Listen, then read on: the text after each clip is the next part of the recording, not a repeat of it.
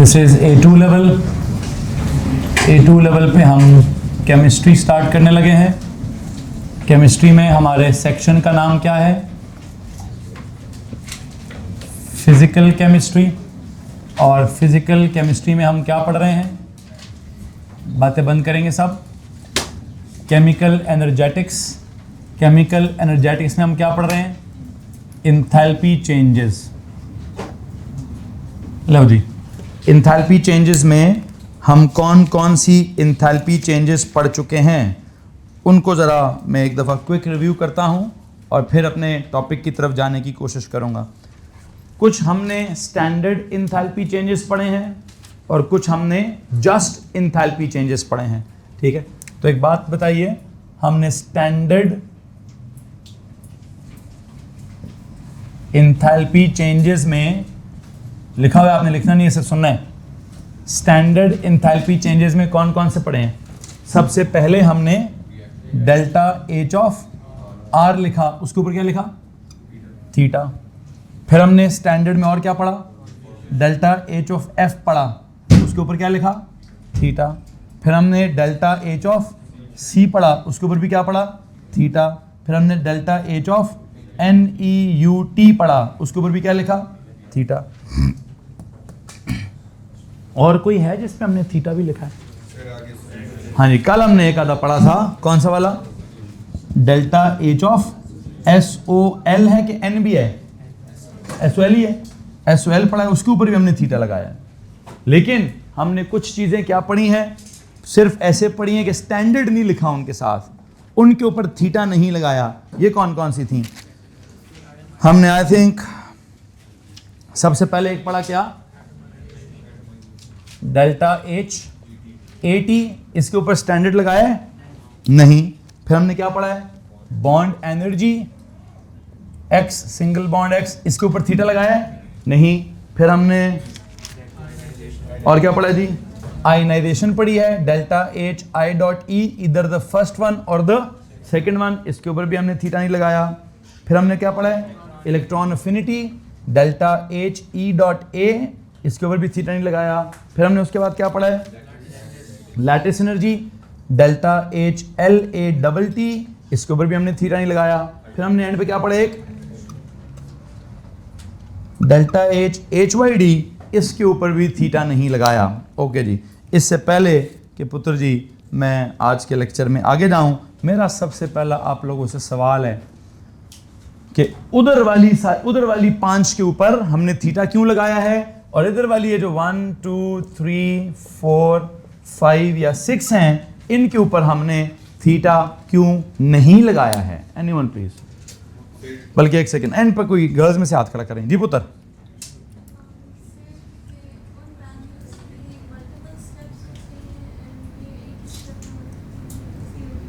चलो, कुछ हद तक उन्होंने बोला कि सर उनके मल्टीपल स्टेप्स होते हैं और इनका एक ही स्टेप होता है, लेकिन मुझे समझ नहीं आया आप क्या कह रही हैं। मैं इनको मौका दूंगा। पहले उनकी स्टेप्स वाली बात के साथ अगर चलें तो ये कंप्लीट क्या है इसमें?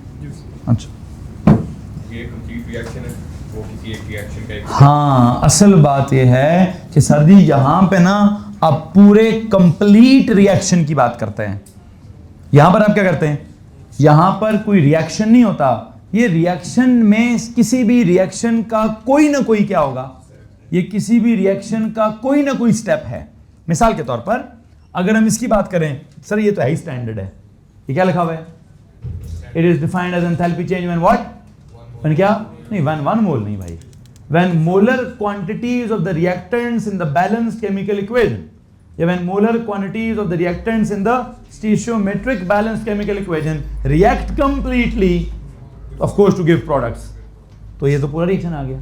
यहाँ क्या है? When 1 mole of a compound is formed from its constituent elements under the कौन-सी conditions? तो क्या होगा? कंपाउंड फॉर्म होगा किससे? अपने एलिमेंट से। एलिमेंट्स किन कंडीशंस पर हैं? तो पूरा रिएक्शन है सर। ठीक है, यहाँ क्या होगा? When 1 mole of a substance is burned under excess supply of oxygen, ठीक है, और क्या होगा? उसके भी जो प्रोडक्ट्स होंगे, तो पूरा रिएक्शन है। यहाँ पे ये पूरा न्यूट्रलाइजेशन रिएक्शन है, ये पूरा कंबशन रिएक्शन है, ये पूरा फॉर्मेशन। यहाँ क्या हो रहा है? When 1 mole of a 1 mole of an ionic crystal lattice is dissolved in excess amount of, तो सारी तो पूरा रिएक्शन है, पूरा आपने घोल दिया है। अच्छा, ये पूरा रिएक्शन है। आपने 1 mole of atoms are formed from क्या? From क्या जी? From its element, ठीक है, in the कौन सी state? Gaseous state। सर ये तो कोई रिएक्शन तो नहीं है, ये तो आप किसी पूरी कहानी में से कोई एक आधा टुकड़ा निकाल रहे हैं जी। अगर आप वो आयोडीन वाली पता नहीं कौन सी है, मतलब गैशियस एटम्स बनाना कोई रिएक्शन तो नहीं होता ना। गैशियस एटम्स बनाना तो रिएक्शन का फर्स्ट पार्ट हो सकता है कि सर पहले आप सारे एटम्स को जो है ना तोड़ दें, तो this is not a complete reaction, ये तो आधा रिएक्शन है। क्या आपने क्या करना है? आपने एलिमेंट को तोड़कर एटम्स बनाने हैं, क्या रिएक्शन हो गया? अब जो एटम्स बनाए हैं किस खाते में बनाए हैं? ताकि वो दोबारा जुड़कर क्या करें? सर वो दोबारा जुड़कर कोई कंपाउंड बनाएं, तो दोबारा जुड़कर कंपाउंड बनाए रिएक्शन का अगला हिस्सा होगा। तो I believe this is the first step of some reactions. क्या आप कुछ एलिमेंट्स को क्या करते हैं? एटमाइज करते हैं। It is not a complete reaction. What is this? This one step of a reaction. जब आप इसकी बात करते हैं बॉन्ड एनर्जी, क्या ये भी पूरा रिएक्शन है? नहीं सर, या ये पहला स्टेप है या दूसरा स्टेप है। पहले स्टेप में बॉन्ड्स तोड़ते हैं, अगले स्टेप में क्या करते हैं? बॉन्ड्स बनाते हैं। तो सर ये भी कोई पूरा रिएक्शन तो मतलब नहीं है, ये तो किसी रिएक्शन का वन ऑफ द स्टेप है कि ब्रेक द बॉन्ड्स, और आखिरी स्टेप है फॉर्म द बॉन्ड्स। अच्छा, ये क्या है? Ionisation energy. What does it mean? Electrons remove करने हैं। सर ये इलेक्ट्रॉन रिमूव करना तो क्या पूरा रिएक्शन होगा? नहीं सर, ये भी किसी ना किसी रिएक्शन का फर्स्ट या सेकंड स्टेप होगा। फर्स्ट स्टेप होगा एटमाइज करना, क्या पता अगला स्टेप हो आयनाइज करना। 1 मोल ऑफ इलेक्ट्रॉन्स निकालो जी from what? From 1 mole of gaseous atoms. तो एटम्स कब बनेंगे? एटम्स तो इधर किसी ने बनाए होंगे, फिर उन एटम्स में से क्या करो? एक इलेक्ट्रॉन निकालो, तो कौन सा स्टेप आ जाएगा? ये वाला। या फिर कुछ एटम्स को क्या करो? इलेक्ट्रॉन निकालो नहीं, उनके अंदर इलेक्ट्रॉन ऐड करा दो, तो ये वाला स्टेप आ जाएगा। ठीक है, फिर अगर वो आइंस बन जाएं, अगर वो आइंस मतलब लूज कराने से पॉजिटिव आयन बन जाए और गेन कराने से, तो फिर उन आइंस को क्या बोलो कि भाई अब चिपको। ठीक है, तो जब वो चिपक जाए तो क्या करो? कहो सर ये वाला स्टेप आ गया है कि वो आयनिक 1 mole of ionic crystal lattice is formed from the gaseous ions. ठीक है, अच्छा फिर यहाँ क्या है? सर उन गैसियस आयंस को जोड़े ना, उनको क्या करें? उनको पानी में डाल दें। You getting my point? So ये सारे जितने भी हैं बेटा जी, इनके साथ मैंने लफ्ज स्टैंडर्ड इस्तेमाल नहीं किया, क्योंकि मैं एक तो ये पूरा रिएक्शन नहीं करा रहा, ये कोई एक आधा स्टेप है। लेकिन जब मैं इनके साथ थीटा नहीं लगाता था, जब मैं स्टैंडर्ड नहीं लिखता था, तब मैं क्या किया? तब मैंने एक और ऑप्शन भी दी थी, तब मैंने एक और एक्सप्लेनेशन भी दी थी कि भाई ये स्टेप स्टैंडर्ड कंडीशंस पर ही नहीं होते हैं। एटमाइजेशन का टेम्परेचर पता नहीं 10,000 डिग्री पे चला जाएगा। ठीक है, यू नो लैटिस एनर्जी के वक्त टेम्परेचर पता नहीं कहाँ चला जाएगा, तो इनके लिए स्टैंडर्ड कंडीशंस थी भी नहीं। ठीक है, वो सब स्टैंडर्ड कंडीशंस पर हो रहा है, उनका स्टार्ट भी स्टैंडर्ड कंडीशंस में लेना है। इवन इफ अगर वो एक्सोथर्मिक हैं, तो उनके एंड के प्रोडक्ट्स भी किस टेम्परेचर के लिखने हैं? 25 डिग्री सी के लिखने हैं। अगर आप कहें सर एक्सोथर्मिक है, लाइक किसी चीज को आग लग रही है जी, कंबशन क्या रिएक्शन होता है? एक्सोथर्मिक होता है ना। उस एक्सोथर्मिक रिएक्शन में क्या प्रोडक्ट्स होते हैं? Carbon dioxide. और कभी आपने आग लगते हुए पानी के कतरे निकलते हुए देखे हैं? आग लगी और ऊपर से बारिश भी हो रही हो, ऐसे देखा कभी आपने? नहीं सर जी, आग लगी होगी तो सभी धुएं में होगा, कार्बन डाइऑक्साइड भी गैस होगी और वाटर भी गैस ही होगी। लेकिन हम जब रिएक्शन लिखते हैं तो हम जब भी कंबशन रिएक्शन लिखेंगे तो हम प्रोडक्ट्स क्या लिखते हैं? CO2 gaseous plus H2O liquid लिखते हैं भाई। कब लिखते हैं हम H2O? हाँ, अगर हम इसके लिए वो कहते हैं सर जी गैस लिखते हैं, चलो क्या पता कभी कभार गैस भी लिखी हो कि सर असल में तो गैस निकल रही है। लेकिन जब मैं ये रिएक्शन लिखूंगा, मतलब मैं किसी रिएक्शन की एनर्जेटिक्स डिस्कस करूंगा, उसका मैं डेल्टा HR या डेल्टा HC डिस्कस करूंगा, तो याद रखिएगा पुत्र जी, मैंने CO2 को गैस लिखना है और वाटर को लिक्विड लिखना है। किस खुशी में कि जी मैं तो सर रिएक्टेंट्स भी स्टैंडर्ड ले रहा हूं, तो मैं तो प्रोडक्ट्स भी स्टैंडर्ड लूंगा। ठीक है, उसमें रिएक्शन के दौरान आग लगी है, अच्छी बात है, लगी रहे। उसमें एनर्जी निकली है, सर निकलती रहे। गैसियस प्रोडक्ट्स हैं, होते रहे। लेकिन मुझे एनर्जेटिक्स ओवरऑल कब तक चाहिए? मुझे एनर्जेटिक्स, अगर आपने कहा जी सर गैसियस स्टेट तक प्रोडक्ट्स हैं और कुछ एनर्जी निकल गई है, मान लेता हूं, आप उस वाटर को दोबारा क्या करें? उसको गैसियस स्टेट में किस स्टेट में लेकर आए? लिक्विड स्टेट में लेकर आए। सर और एनर्जी निकलेगी, अच्छी बात है, और एनर्जी निकालें फिर, ठीक है। तो और एनर्जी निकाल के मुझे वो ओवरऑल एनर्जी चाहिए जब रिएक्टेंट्स किधर गए? रिएक्टेंट्स अंडर स्टैंडर्ड कंडीशंस गए, प्रोडक्ट्स अंडर स्टैंडर्ड कंडीशंस तक, उस दौरान जितना एनर्जी चेंज आया मुझे वो चाहिए। मुझे रिएक्टेंट्स अगर है मीथेन गैसियस है, मान लेता हूं, ऑक्सीजन गैसियस है, अच्छी बात है, ठीक है। उसका जब रिएक्शन हो रहा है तो उसकी रिएक्शन में जो प्रोडक्ट्स निकल रहे हैं, पहला प्रोडक्ट गैसियस है, दूसरा प्रोडक्ट लिक्विड है। आपके सर नेचुरली रिएक्शन करते हैं तो दोनों प्रोडक्ट्स गैसियस आते हैं, उधर आते हैं नेचुरली, ठीक है। लेकिन मुझे तो स्टैंडर्ड वैल्यू चाहिए। तो मुझे अगर स्टैंडर्ड वैल्यू, अगर आपने रिएक्टेंट्स गैसियस और गैसियस लिखे, methane gas plus oxygen gas, और अगर आपने कार्बन डाइऑक्साइड गैस और वाटर गैस लिखी, तो वो तो एक बात याद रखिएगा, इस रिएक्शन की अगर एनर्जेटिक्स आती है तो वो डेल्टा एच सी नहीं होगी। वो क्या नहीं होगी? वो एक रिएक्शन की एनर्जी चेंज हो सकती है, लेकिन वो standard enthalpy change of combustion नहीं होगी। Standard enthalpy change of combustion कब होगी? कि जब क्या होगा? जब आपके सब के सब रिएक्टेंट्स और सब के सब प्रोडक्ट्स क्या होंगे? स्टैंडर्ड कंडीशंस क्या होंगे? वो क्या होती हैं? 25 डिग्री वाले या 1 atm के प्रेशर वाले होंगे। You getting my point? ठीक है जी। मिसाल के तौर पर आप कहते हैं सर जी नहीं नहीं नहीं ये भी बात समझ नहीं आ रही, एक और एग्जांपल दें। पेट्रोल की एग्जांपल लेते हैं। पेट्रोल किस कंडीशन में होता है? लिक्विड पे होता है। तो उसका रिएक्शन होना क्या चाहिए? Petrol in the liquid state plus oxygen in the gaseous state should give you carbon dioxide in the gaseous state and water in the liquid state, तब तो ये डेल्टा एच ऑफ सी है।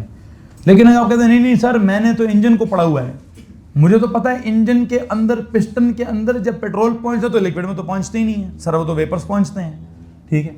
वो जो वेपर्स पहुंचते हैं तो मुझे petrol in the gaseous state plus oxygen in the gaseous state लेना चाहिए। और सर जब गाड़ी से धुआं निकलता है तो carbon dioxide in the gaseous होता है और वाटर भी इन द, तो आप लिख लेंगे इसको, इसका एक एनर्जेटिक्स होगा, उसको आप डेल्टा एच आर भी कह देंगे, लेकिन स्टैंडर्ड डेल्टा एच सी नहीं कहेंगे। कंबशन है वो, उस एंथैल्पी चेंज का कंबशन के साथ ताल्लुक है। मैथ्स वाले हाथ खड़ा करो जी, क्या बात हुई, क्या बात हुई, क्या बात हुई, कहां पहुंचे? हाँ, असल में एक फड्डा है, उस फड्डे को रिजॉल्व कर रहा हूं। पिछले कुछ लेक्चर्स में काफी दिनों से क्या कर रहा था, इसको डिफाइन करो जी, उसको डिफाइन करो जी, उसको डिफाइन करो जी, करते करते वो एएस वाली भी बहुत सारी डेफिनेशंस डिफाइन कर ली, और क्या किया, वो बीच में साथ साथ कोई नए स्टेप्स भी आते गए, वो भी मैं साथ साथ डिफाइन, पीछे दे दें पुत्र, पीछे दे दें बेटा, पीछे दे दें यार, चलें जी। क्या बात हो रही है, क्या बात हो रही है, क्या बात हो रही है। और अभी फिर हम किस नतीजे पर पहुंचे? अभी हमने कहा सर जी एक नया मसला आ गया है, जरा प्लीज इसको एक्सप्लेन करें। एक कंफ्यूजन सी डेवलप हो गई थी कि किसके साथ स्टैंडर्ड होना है और किसके साथ स्टैंडर्ड नहीं होना है। आपने कुछ जगहों पे डेफिनेशन के साथ स्टैंडर्ड लिखा और कुछ जगहों पे डेफिनेशन के साथ स्टैंडर्ड नहीं लिखा।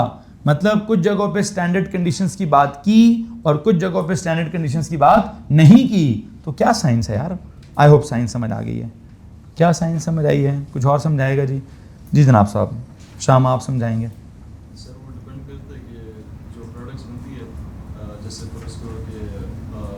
एंथैल्पी चेंज ऑफ कंबशन है, उसके जो ऑक्सीजन है वो सॉरी जो ऑर्डिनरी लिक्विड फॉर्म में बनती है, और फॉर्म तो गैसियस फॉर्म में होती है, कंबशन के दौरान फॉर्म तो वो गैसियस होती है, लिक्विड में, लेकिन हम लिक्विड उसको वापस लिक्विड तक पहुंचाना हमारे लिए जरूरी है ताकि हम पूरे रिएक्शन को क्या कह सके, यार ये स्टैंडर्ड कंडीशंस का रिएक्शन है, ठीक है, इसमें किसी को परेशानी है।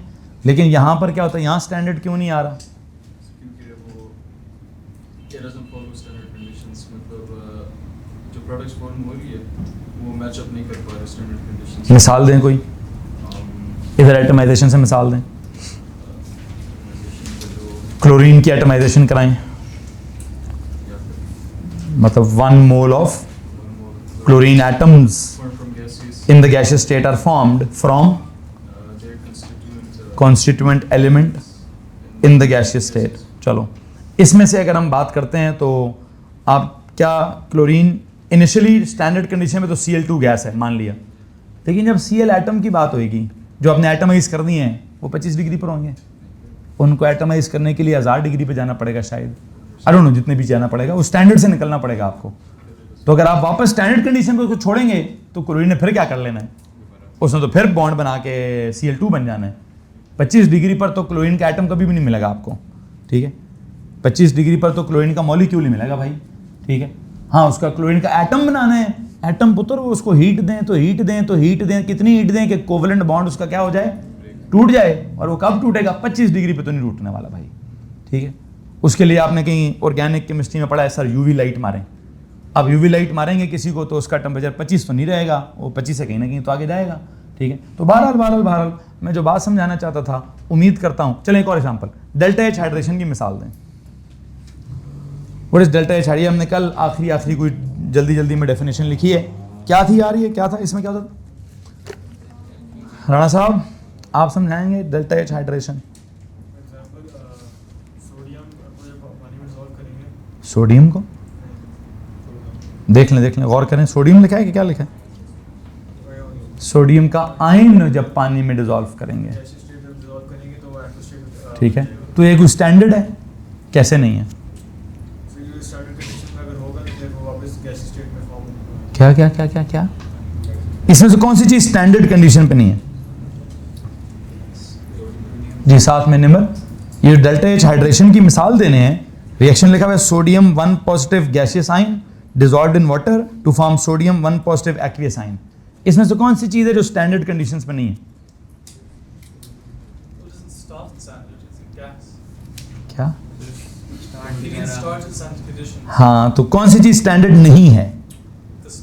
द स्टार्ट पे क्या है? सोडियम 1 पॉजिटिव गैसियस आयन, वो 25 डिग्री पर नहीं होता। ये जो सोडियम का आयन होता है वो अगर गैसियस स्टेट पर है तो पुत्र ये तो 3000 डिग्री पर होगा। अदरवाइज स्टैंडर्ड स्टेट पे तो सोडियम सॉलिड होता है, पहले उसको 400 डिग्री पे जाके मेल्ट करना पड़ता है, फिर 1000 डिग्री पे जाके उसको बॉयल करना पड़ता है, फिर 3-4000 डिग्री में जाकर उसका एक इलेक्ट्रॉन निकालना पड़ता है। तो वो तो स्टैंडर्ड ना हुआ कभी भी, इसलिए इन बातों के साथ स्टैंडर्ड का लफ्ज नहीं जोड़ा गया है। मैं उम्मीद करता हूं कि आपको ये बात समझ आ गई होगी। है छोटी सी टेक्निकल सी बात है कि सर आप जब ये डेफिनेशन लिखवा रहे थे तो कुछ जगहों पर आपने स्टैंडर्ड लिखा और कुछ जगहों पर आपने स्टैंडर्ड नहीं लिखा है। तो मैं काम करना चाहता हूं, किसी भी पेज के हेडर पर जाएं, नीचे नहीं, नीचे मैंने कुछ और लिखवाना है जी, प्लीज नीचे मत लिखिएगा, पेज के हेडर पे जाइएगा, वहां पे जाके क्या लिखिएगा, वहां जाकर ये लिखें जी डेल्टा एच आर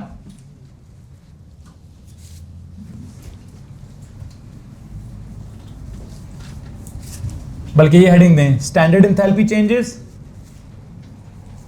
कौन कौन है जी?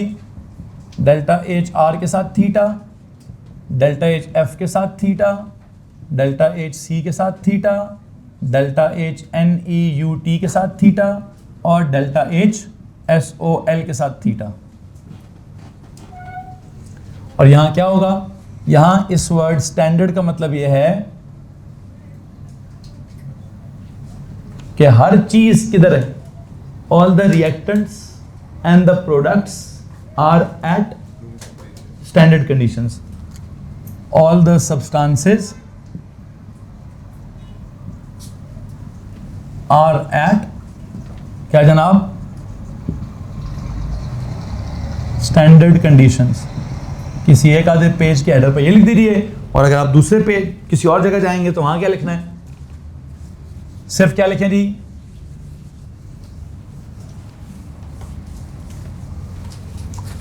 Enthalpy changes. जिनके साथ स्टैंडर्ड नहीं है वो कौन से थे जी? डेल्टा एच ए टी है कि ए डबल टी है? ए टी ही है।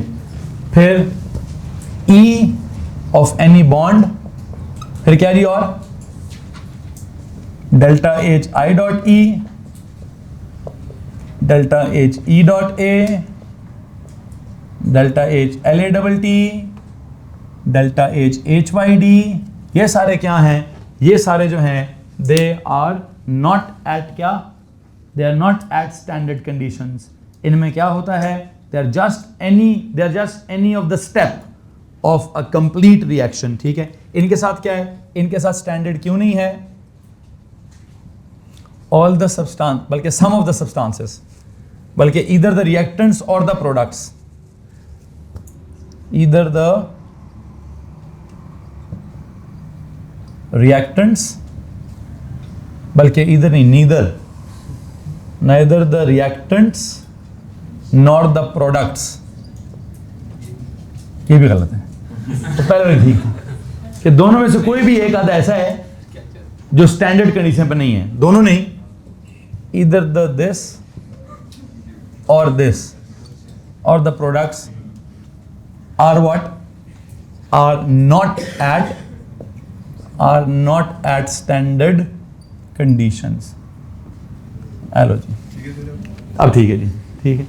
अब या तो ये जुमला लिख लें, या फिर आप अगर इसका कोई शॉर्टकट और लिखना चाहते हैं तो आप लिखें सर ये असल में they are just what, any of the steps of a complete reaction. What are they are just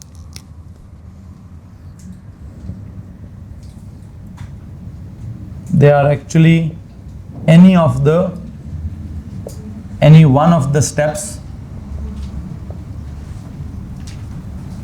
of a complete reaction।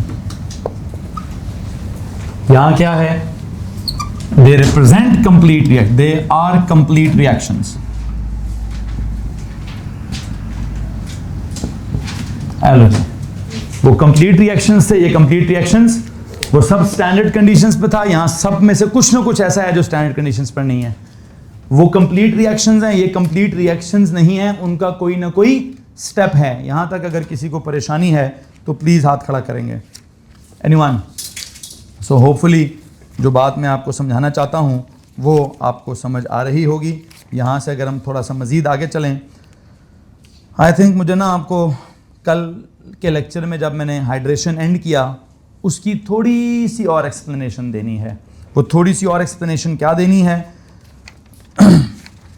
हमने कहा था कि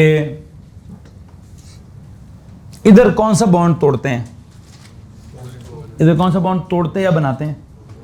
इसकी डेफिनेशन देखें तो तोड़ने के हिसाब से लिखी हुई है, लेकिन हम अगर बॉन्ड बनाएंगे तो उसकी वैल्यू क्या हो जाएगी, नेगेटिव हो जाएगी। यहाँ पे आपने कोवलेंट बॉन्ड तोड़ा है, इसके अंदर क्या तोड़ते हैं sir, may be covalent, may be some van der Waals force भी इसके अंदर आ सकती है, ठीक है। यहाँ क्या करते हैं सर, यहाँ तो इलेक्ट्रॉन निकालते हैं, यहाँ क्या करते हैं सर, इलेक्ट्रॉन ऐड कराते हैं, यहाँ क्या करते हैं सर, आयनिक बॉन्ड या तो बनाते हैं या तो असल में ना बॉन्ड्स के हिसाब से आई थिंक सबसे इंपॉर्टेंट चीज़ क्या है, इधर कौन सा बॉन्ड तोड़ते या बनाते हैं, कोवलेंट बॉन्ड तोड़ते या बनाते हैं। इधर कौन सा बॉन्ड तोड़ते या बनाते हैं सर, आयोनिक बॉन्ड तोड़ते या बनाते हैं। अगर ये वाली किसी की वैल्यू बहुत बड़ी है, what does it mean sir, वो कोवलेंट बॉन्ड बहुत स्ट्रॉन्ग है। अगर ये किसी की वैल्यू छोटी है, इसका मतलब वो कोवलेंट बॉन्ड बहुत वीक है। अगर हम इसकी बात करें, ये जो लैटिस की अगर किसी की वैल्यू है, ये अगर बहुत बड़ी है तो इसका मतलब उसका आयनिक बॉन्ड बहुत स्ट्रॉन्ग है, और अगर ये वैल्यू बहुत छोटी हुई तो इसका मतलब आयनिक बॉन्ड बहुत वीक है। किसी को मसला इस बात से? कल जब मैं ये करा रहा था तो यहाँ मेरा एक सवाल है आपसे। क्या सवाल है सर जी, कौन सा बॉन्ड तोड़ा है या कौन सा बॉन्ड बनाया है? हैं जी, डेल्टा एच हाइड्रेशन के वक्त कौन सा बॉन्ड तोड़ा है या कौन सा बॉन्ड बनाया है, ये मेरा टॉपिक है जी आज का। हमारी लास्ट डेफिनेशन क्या चल रही थी, हमारी लास्ट डेफिनेशन ये, उसी को आगे कैरी करूंगा। क्या चल रहा था जी, enthalpy change of hydration. Hello जी, इससे पहले कि मैं आगे जाऊं प्लीज बताइए किसी के पास उधर कोई सवाल अगर है तो आप हाथ खड़ा कर सकते हैं जी। जी मुझे प्लीज बताइए, यहां अगर किसी के पास कोई सवाल है तो प्लीज हाथ खड़ा कर दीजिए।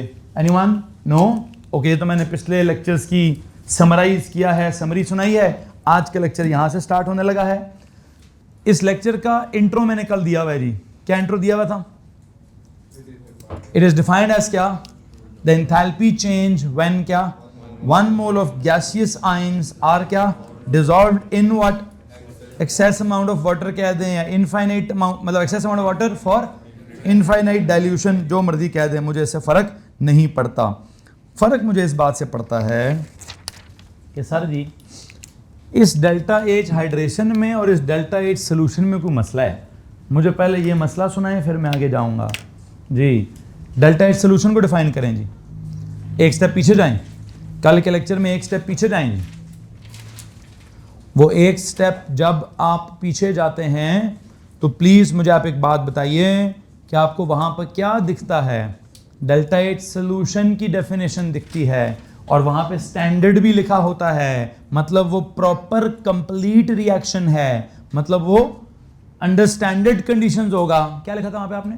Defined as the enthalpy change when what 1 mole of ionic crystal lattice in the solid state is dissolved in excess amount of water for complete dilution या for infinite dilution, मतलब for complete solubility, that is infinite। अच्छा, अब वहां तो आपने क्या किया, नमक पकड़ा, नमक को पकड़ के पानी में डाला, पानी में डाल के उसको घोल दिया।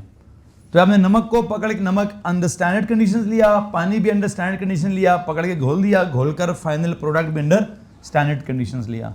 मीनवाइल कुछ ना कुछ एनर्जी चेंज आई होगी, ठीक है। उस एनर्जी चेंज को आप क्या कहेंगे? डेल्टा एच सोल्यूशन कहेंगे। किसी को मसला है? चलें नमक को ना घोलें, आप पकड़ के पोटाशियम हाइड्रोक्साइड पानी में घोल दें, पोटाशियम हाइड्रोक्साइड का पाउडर पकड़ें, पानी पकड़ें, दोनों को डालें, घोलें और घुल जाएगा, और आपका उसका देख लें जी कुछ एनर्जी निकल रही है कि जा रही है। लेकिन वो तो मुमकिन है कि नमक पकड़ा और नमक को पानी में डाल दिया। यार जी ये कैसे मुमकिन है? ये कैसे मुमकिन है? क्या मुमकिन नहीं है? सोडियम के गैसियस आयंस पकड़ के पानी में डाल दिए। पकड़े कहां से यार? ये कहां है? कभी देखे किसी ने? सोडियम 1 पॉजिटिव के गैसियस आयंस कभी मिले हमें? नहीं सर। अगर हम यहां पे इसकी बात करें तो इसके लिए क्या है सर जी? नमक पूरा लें, इन द सॉलिड स्टेट लें, उसको पानी में डिजॉल्व करें, और हाँ जी नमक का NaCl एक्वियस ले लें, या जिसको आप लिखें कैसे, Na1 पॉजिटिव एक्वियस अलग कर लें तो सर Cl1 नेगेटिव एक्वियस अलग कर लें। यहां तक किसी को मसला है? तो ये तो पूरा रिएक्शन है सर, जो कि हम देख सकते हैं, हम परफॉर्म कर सकते हैं सर। वो पूरा रिएक्शन, वो इस रिएक्शन में से कहीं ना कहीं कोई ना कोई क्या होगा, वो इस रिएक्शन में से कहीं ना कहीं कोई ना कोई स्टेप होगा भाई। अच्छा, अब वो कैसा स्टेप होगा वो तो बात की बात है। वो स्टेप क्या है? आपने सोडियम आयन लिया in the gaseous state, gaseous ions हैं, आपने पानी में डिजॉल्व कर दिया और पानी में डिजॉल्व हो गया जी। अब मुझे ये रिएक्शन समझाना है। पहली बात तो ये बता दूं बेटा, ये रिएक्शन नहीं है। क्या है? ये इस रिएक्शन में से कोई ना कोई स्टेप होगा, मैं आ जाऊंगा कौन सा वाला स्टेप है, ठीक है। जब मुझे क्या करना पड़ेगा, एक कॉन्सेप्ट होता है हेसेस लॉ वाला, कि हम रिएक्शन का एक डायरेक्ट रूट होता है और एक रिएक्शन का इनडायरेक्ट रूट होता है। मैं अभी उस इनडायरेक्ट रूट तक नहीं जाना चाहता, मैं कनेक्ट करूंगा, सारे डॉट्स को आपस में ज़रूर कनेक्ट करूंगा भाई। अभी मेरा काम सिर्फ क्या है, मैंने 11 डेफिनेशंस लिखवाई हैं, मैंने 11 टर्म्स आपको लिखवाई हैं। मेरा इस वक्त काम सिर्फ उन 11 टर्म्स को समझाना है। जब वो सारी टर्म्स समझ आ जाएंगी, फिर उस अगला काम ही क्या है? अगला काम ही है कि भाई इन सारे स्टेप्स को जोड़कर इस रिएक्शन में देखो कौन कौन से स्टेप्स हैं, इस रिएक्शन में देखो कौन कौन से स्टेप्स हैं, इस रिएक्शन में देखो कौन कौन से स्टेप्स हैं, इस रिएक्शन में देखो कौन कौन से स्टेप्स हैं, या किसी भी रिएक्शन में देखो कौन कौन से स्टेप्स हैं। असल तो काम ही उधर लेके जाना है ना। तो पहले उसके लिए हमने क्या डिज़ाइन किया कि पहले कुछ रिएक्शंस के हिसाब से एंथैल्पी चेंजेस पढ़ो, उनके नाम सीखो, फिर कुछ स्टेप्स के हिसाब से एंथैल्पी चेंजेस पढ़ो, उनके नाम सीखो। बाद में देखेंगे कि कैसे स्टोरी को या पजल को आपस में कनेक्ट करना है और कैसे सॉल्व करना है। बहरहाल एक चीज तो क्लियर हो गई। क्या चीज क्लियर हो गई sir? This is not a complete reaction, this is just any one of the steps of any reaction. Of which reaction? I believe ये डिजॉल्व होने वाला, जो पूरे नमक को आप पानी में डिजॉल्व करते हैं, लिखिएगा मत, मैं बता देता हूं कौन सा स्टेप है। पहले आप नमक को ना जी, नमक सॉलिड स्टेट में, इसको पकड़ के हीट दें और हीट करके तोड़ दें, इसको तोड़ दें। जब आप नमक को तोड़ देंगे, सोडियम के आयंस अलग कर दें और क्लोराइड के आयंस अलग कर दें। Please tell me what is this step? Solid ionic solid crystal lattice को मैंने तोड़ दिया है into its constituent gaseous ions. ये डेल्टा एच LAT है, LATT है, लैटिस एनर्जी दी है मैंने इसको। तो जब मैंने इसको लैटिस एनर्जी दी, व्हाट हैपेंड? ठीक है जी, अब नजर आ रहा है? अच्छा, मैंने क्या किया भाई, मैंने आयनिक सॉलिड क्रिस्टल लैटिस को तोड़कर क्या कर दिया, कॉन्स्टिट्यूएंट गैसियस आयंस में कन्वर्ट कर दिया है। ये जुमला आपने किधर पढ़ा था? सर जी ये जुमला ना हमने कहीं ना कहीं यहां पढ़ा था।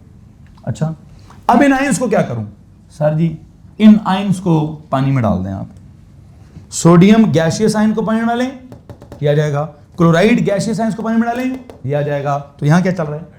सर यहां चल रही है लैटिस वाली एनर्जी, यहां चल रही है हाइड्रेशन वाली एनर्जी, और ये क्या है बेसिकली?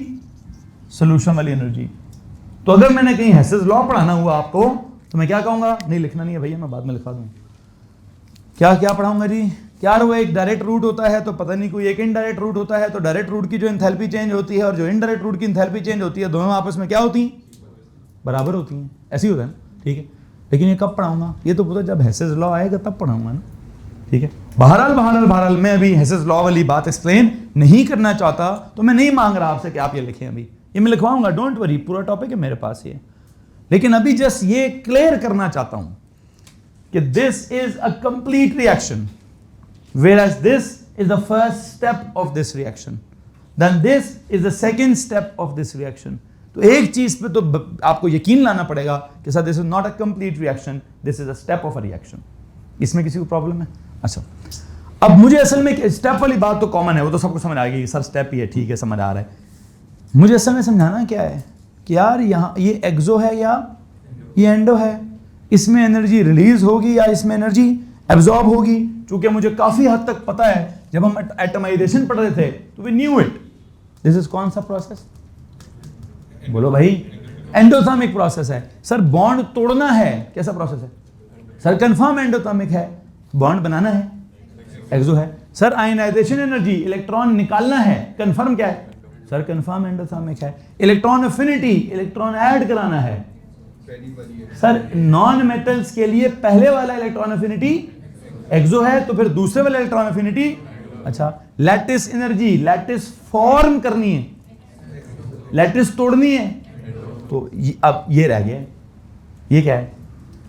किसी गैसियस आयन को पानी में डिसॉल्व करना है, तो भाईजान ये एक्सो है या ये एंडो है? हाँ जी, हाथ खड़ा करेंगे जी। ये मेरा टॉपिक है आज का। इससे पहले सब पढ़ाया हुआ था, आज ये पढ़ाना है, ये नहीं पढ़ाया अभी तक। आधे घंटे से पिछला लेक्चर रिवाइज कर रहा हूँ, ठीक है जी। अब आता हूँ अपने काम की तरफ कि एक ये वाला रिएक्शन भी मैंने डिस्कस करना है, और एक मैंने इसको भी अगर पानी में डालना है। 2 सेकंड, हाँ जी। अब मैं आपसे जवाब लेता हूं कि ये क्या है जी? हाथ खड़ा करें। आप कुछ कह रहे हैं? एंडो क्या एक्सो है? जी, वो कहते हैं एंडो है जी। हाथ खड़ा करें जी, एंडो वाले हाथ खड़ा करें। 1 2 3 4, बस गर्ल्स में से 5, बाकी सब क्या कहते हैं? अच्छा चलो भाईजान जरा फिर एक्सो एक्सप्लेन करें जी। एमन ताहिर एक्सप्लेन करो पुत्र, ये एक्सो कैसे है, मतलब एनर्जी रिलीज कैसे होगी? वैसे एक्सो का मतलब होता है एनर्जी रिलीज होना ना। एनर्जी रिलीज कब होती है? जब कोई बॉन्ड फॉर्म होता है। केड़ा बॉन्ड फॉर्म हुआ है? कौन सा बॉन्ड फॉर्म हुआ है? क्या हुआ है? वो तेरी ऐसी कंडेंसेशन तो पुत्र वो होती है, वो किसी गैस को लिक्विड में कन्वर्ट करना। वो ताड़ी खैर, वो बड़ी साइंस मारी है भाई ने यार, ओए होए होए, बड़ी गहरी साइंस है। और इसको नहीं कंडेंस किया हो भाई, वो पहले से लिक्विड है। लिक्विड में गैसियस आयंस डाले हैं, तो I am so sorry, condensation नहीं है, वो पहले से लिक्विड है जी भाई। ओके ओके, वो कहते हैं सर जी आयन डायपोल फोर्सेस, बात ही खत्म। हाँ जी, किस किस को समझ आया? उन्होंने बोला आयन डायपोल फोर्सेस। 2 बच्चे कहते हैं सर जी हाँ, बाकी कहते हैं ठीक है। 2 ने कहा हाँ, बाकी ने कहा हैं। तो भाईजान हैं। लो जनाब सी पुत्र जरा समझाओ क्या कह रहे हो यार, पूरी क्लास को समझाना है। जब हम सोडियम आयंस को पानी में डालेंगे, हाँ डालेंगे तो मैंने पढ़ाया हुआ ना कहीं ना कहीं, हल्की सी फीलिंग मैंने एएस में दी हुई थी। वो क्या कहते हैं? ओ निकम्मे हो, ओ पांडे हो, तुम्हें याद हो कि ना याद हो, मैंने ये पढ़ाया हुआ है, ठीक है। मैंने पढ़ाई थी वो क्या बोलते हैं इन वैंडरवाल फोर्सेस। वैंडरवाल फोर्सेस में से क्या क्या पढ़ाया था?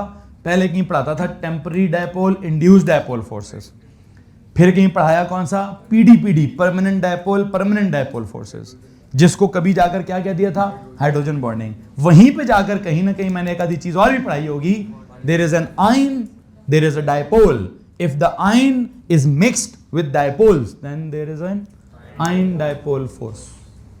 ये क्या है? इंडिपेंडेंट आयन्स हैं, पॉजिटिवली चार्ज्ड इंडिपेंडेंट आयन है भाई। ये क्या है? वाटर के डायपोल्स हैं। तो वो आयन और को जब आप डायपोल्स के साथ मिक्स करेंगे तो आयन और डायपोल के दरमियान में एक फोर्स डेवलप होगी। उस फोर्स का नाम क्या होगा? आयन डायपोल फोर्स उसका नाम होगा। और उसके लिए मैं क्या करता हूं? मैं उसके लिए थोड़ी सी एक्सप्लेनेशन देता हूं। एक काम कीजिए, एक नोट लिखिए यार। इसका जो डेल्टा एच है वो भी नेगेटिव है, मतलब जो डेल्टा एच हाइड्रेशन है, चाहे वो सोडियम आयन का हो, वो भी नेगेटिव है। फिर जो डेल्टा एच हाइड्रेशन है, चाहे वो क्लोराइड आयन का हो, वो भी क्या है? वो भी नेगेटिव है। तो एक काम करो जी, एक नोट लिखें, delta H hydration is always negative. Delta H hydration is क्या? Is always negative. Delta H hydration is always negative. क्यों भाई? Because whenever the gaseous ions, क्या लिखा है? whenever, हाँ, whenever a gaseous ion is dissolved in water, whenever a gaseous ion is dissolved in water, it is surrounded by water molecules. It is surrounded by water molecules. It is surrounded by what? By water molecules. It is surrounded by water molecules such that ion dipole, such that ion dipole forces are developed. Such that ion dipole forces are developed. Such that ion dipole forces are developed as shown below. ion dipole forces दिखानी है भाई। जब आपने क्या किया है? जब आपने पानी के अंदर सोडियम आयंस को डाला है, तो जरा सुनिएगा। आपने कहा सोडियम आयन इज क्या? Is surrounded by what? Water molecules. Such that क्या? Such that ion dipole force. Okay, पानी क्या होता है? पानी का फॉर्मूला क्या होता है? H2O। उसमें से H पर क्या चार्ज होता है? Partial positive. O पर क्या चार्ज होता है? What do you think? इसके सामने अगर वाटर आया तो कैसे आएगा?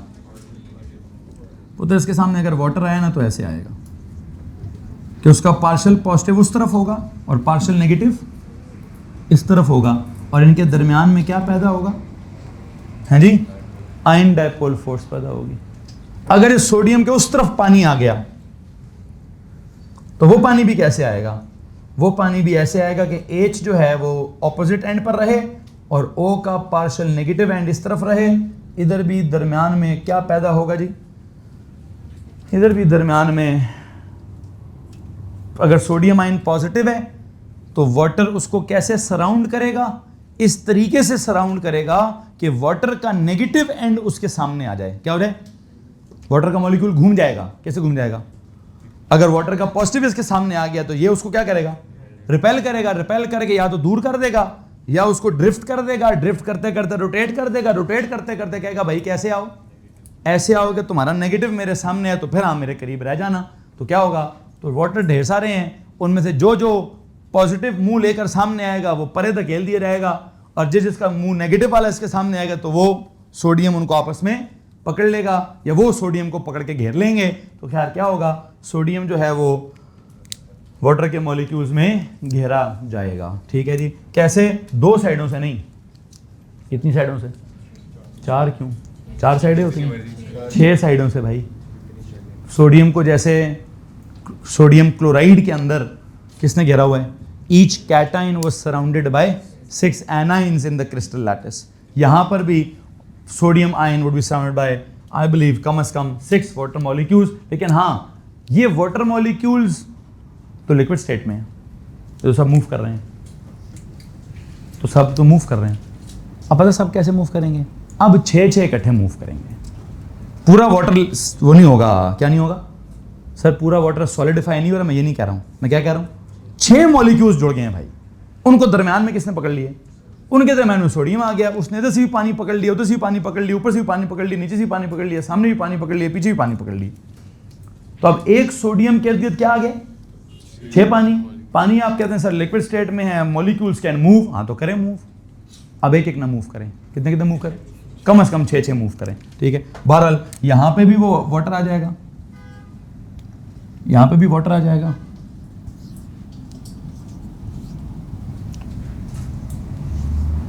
यहां पे भी वाटर आ जाएगा, सामने इधर भी वाटर आ जाएगा। किसी मसला है जी? अच्छा, बहरहाल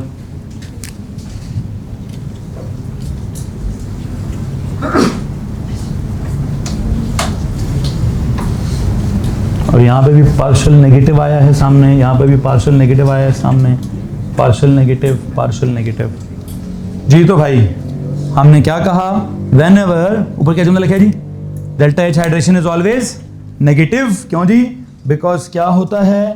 because whenever a gaseous ion is dissolved in water, it is surrounded by water molecules such that ion dipole forces are developed. तो you know what? This is an ion. What is it? What is this? This is a dipole. What is this? This is ion dipole force. आलो जी, किसी को अगर मसला है तो हाथ खड़ा कर दो भाई। हैं? Exactly the same phenomena with a slight difference इधर होगा। कैसे? अगर दरमियान में आ गया Cl1 नेगेटिव जो कि नेगेटिव आयन है, तो भी इसके आसपास पानी के मॉलिक्यूल्स आ जाएंगे। लेकिन अब वो आएंगे कैसे? अगर पानी का नेगेटिव एंड आया तो उधर रिपेल हो जाएगा, लेकिन अगर किसी पानी का कैसा आ गया?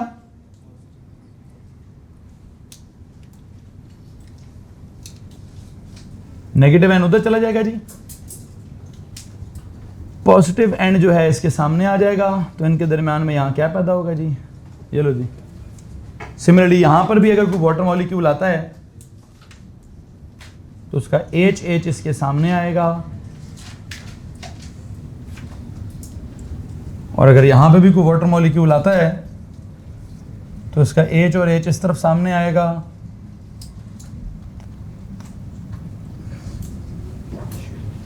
अगर ऊपर भी बनाएं, पीछे भी बनाएं, जैसी भी ड्राइंग बनाएं, जो मैंने समझाना था मैं समझा चुका हूं। क्या समझाना था? कि सर जी ये कौन है? ये एक आयन है। सर जी ये कौन है? सर ये पानी जो है वो डायपोल है। इनके दरमियान में ये क्या है? सर वो आयन का नेगेटिव और डायपोल का पॉजिटिव। इनके दरमियान में कौन सी फोर्स है? इनके दरमियान में आयन डायपोल फोर्स। किसी को मसला तो हाथ खड़ा करो भाई। Anyone? So you know, you see what is happening. जब आप किसी पर्टिकुलर आयन को, चाहे वो पॉजिटिव आयन है चाहे वो नेगेटिव आयन है, उसको आप पानी में डिसॉल्व करते हैं तो क्या होता है? क्या होता है भाई? सर जी उस आयन को वाटर के मॉलिक्यूल्स सराउंड कर लेते हैं। जब उस आयन को वाटर के मॉलिक्यूल्स सराउंड कर लेते हैं तो सर जी क्या होता है?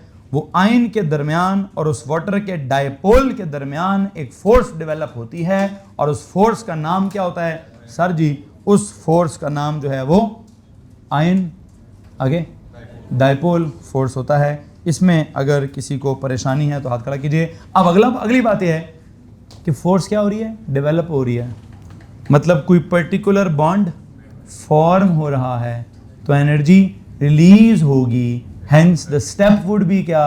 एक्सोथर्मिक। तो आखिरी एक नोट लिखिए, since a force is developed, since a force is developed which means क्या? A bond is formed, which means a bond is formed. So what? So energy is क्या करेंगे जी? लेकिन since a force is developed which means a bond is formed, so what, so energy is released, hence क्या, hence delta H hydration is always negative. So you know what is happening? What is happening? हमने कहा जी since a force is developed, which means a bond is formed, so energy is released. Hence क्या delta H hydration is always negative. I believe कि हमें क्या आ चुका है, हमें वो सारे स्टैंडर्ड इंथैल्पी चेंजेस समझ आ गए हैं और हमारे सिलेबस में जितने भी जस्ट इंथैल्पी चेंजेस हैं हमने वो भी समझ लिए हैं. अब हमने क्या करना है, अब हमने इन सारों को आपस में कंबाइन करना है मुख्तलिफ सिचुएशन में, किस सिचुएशन में क्या, किस सिचुएशन में क्या, वो हम इंशाल्लाह बाद में देख लेंगे. सवाल है जी? आप में से जिसका केमिस्ट्री का रेट है प्लीज़ साथ वाली क्लास में चले जाएं, जिनका